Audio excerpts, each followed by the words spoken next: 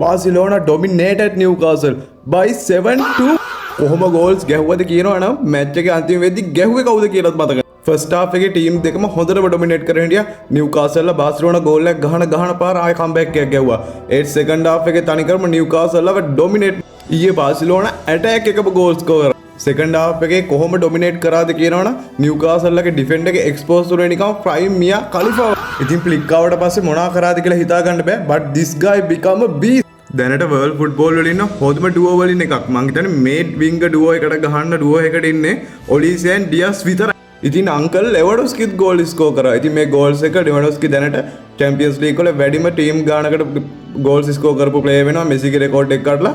ඉතින් ලෙවඩොස්කි සුපිරි ගොඩක් දුරට මේ සීසන් එකේ පස්සේ නම් ලෙවඩොස්කි නැති වෙයි. ඔන්න ඉතින් බාර්සිලෝනා වලට ක්වාටර් ෆයිනල් සෙට් වෙලා තියෙන ඇට්ලටිකෝ මැඩ්‍රිඩ්. ඉතින් කෝපා දෙල් රේ එකේ වෙච්ච දේවල් එක්ක ඔයාලා දන්නවා මේක රිවෙන්ජ් එක ගන්න හොඳම මැච් එක.